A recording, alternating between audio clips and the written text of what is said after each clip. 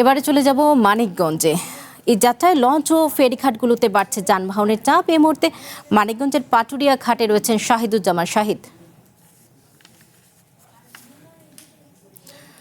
শাহিদ, আপনার কাছে জানতে চাইব যে লঞ্চ ঘাটে যাত্রীদের কেমন চাপ দেখতে পাচ্ছেন এবং কোনো ভোগান্তির শিকার হচ্ছেন কিনা, এবং প্রশাসনের তৎপরতা কেমন দেখছেন?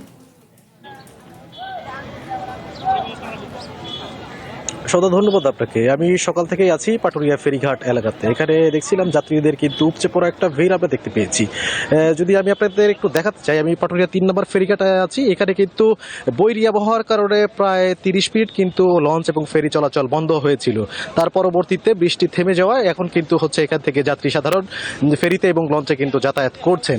যাত্রীদের সকাল থেকে একটা উপচে পড়া ভিড় দেখেছি, কিন্তু কোনো ধরনের ভোগান্তির চিত্র আমরা কিন্তু পাইনি। যাত্রীরা সরাসরি কাটাগাড়িতে করে যারা আসছেন সড়ক পথে ঘাট এলাকাতে নেমেই কিন্তু তারা হাটে পথে কিন্তু হচ্ছে ফেরিতে চড়তে পাচ্ছেন, বা যারা দূরপাল্লার বাসে করে যারা আসছে তারা কিন্তু 10 থেকে 20 মিনিট বা ক্ষেত্র বিশেষে 25 মিনিট পর্যন্ত ঘাট এলাকায় অপেক্ষারত থেকে কিন্তু তারা কিন্তু ফেরিতে উঠতে পারছে। তো সেই সকল যাত্রী সাধারণ ভোগান্তির বিষয়টি আমাদের ওরকম ভাবে যায়।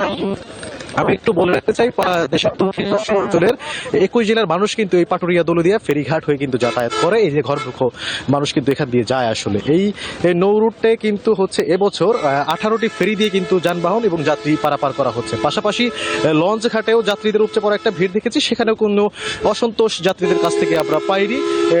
লঞ্চ ঘাট থেকে 17টি লঞ্চ দিয়ে কিন্তু যাত্রী পারাপার করা হচ্ছে। পাশাপাশি যদি আমি দর্শকদের একটু জানিয়ে রাখতে চাই, সেটা হচ্ছে আমাদের মানিকগঞ্জের আরিচা থেকে কাজিরহাট যে নৌপথ, সেই নৌপথে কিন্তু 6টি ফেরি এবং 16টি লঞ্চ কিন্তু যাত্রী পারাপার করছে। আসলে মানিকগঞ্জ থেকে নৌ বন্দর, দুটি গুরুত্বপূর্ণ নৌবন্দরই কিন্তু স্বতঃস্ফূর্তভাবে ঈদযাত্রায় ঘরমুখো মানুষ কিন্তু বাড়ি ফিরছেন। এখানে কিন্তু এখনো পর্যন্ত কোনো ধরনের অসন্তোষ আমরা দেখতে পাইনি।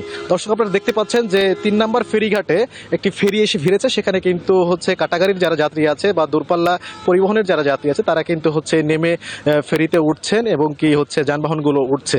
একটু জানিয়ে রাখতে চাই, গাড়িতে কিন্তু দৌলদিয়া অংশে যে সেই দুর্ঘটনাটার পরবর্তী সময় থেকে কিন্তু হচ্ছে ঘাট এলাকাতে বাড়তি নিরাপত্তা জোরদার করা হচ্ছে।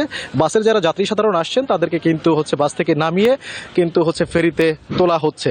তো সার্বিক যে পরিস্থিতি মানিকগঞ্জের এই যে নৌবন্দরগুলো থেকে রয়েছে সেগুলো স্বাভাবিক রয়েছে, মানুষ স্বস্তিতে বাড়ি ফিরছে। সৌদা, মানিকগঞ্জ থেকে পাটুরিয়া ঘাট এলাকা থেকে আমার কাছে এই ছিল সর্বশেষ তথ্য। সৌদা, ধন্যবাদ আপনাকে।